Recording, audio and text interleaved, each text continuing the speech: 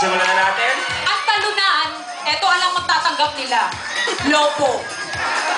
For third place. Third place trophy goes to Group 2.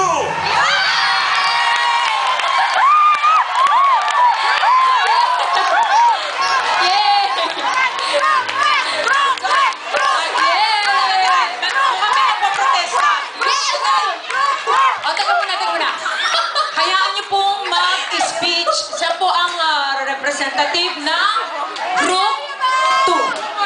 Ano po, masalamat po ako sa grupo. At kahit pa paano po, meron po kami na pwestuhan. Teka, sandali. My goodness, it's nice to be back. Bakit ka? Teka, di ba si Michael Jackson ka? Ano nga mo, ma'am? Hindi ba si Michael Jackson ka? Anong nangyari sa'yo? I'm sorry. Pasensya naman, nagkamali ako ng punta. Hindi ako dapat dito. Tina, I still love you. Salamat, Pinoy. Okay, alam na natin kung sino ang third place. And it's time to find out who got second. And of course, automatically, mapupunta sa champion ang matitira. Ang second place po, matatanggap po nila itong trophy na ito. Sino sa tingin nyo mas karapat dapat maging second place? Group 1 or Group 2? Group 3? Group 1 or Group 3? Sino ang Group 1? Group 3? Luis, ano? Second place. So once again, automatic, pupunta sa isang team ang championship trophy.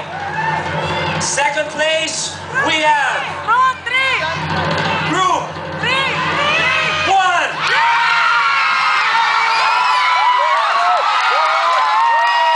Group 3, you are our champions.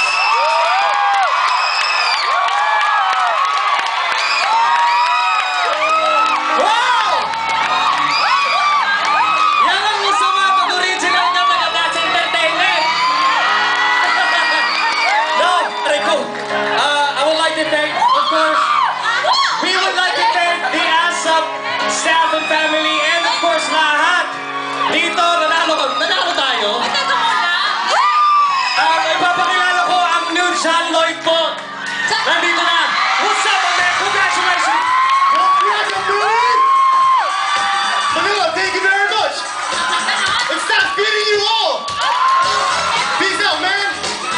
Teka muna. Yes, ma'am. Nanalo na nga kayo. Pag-speechin natin ang second place.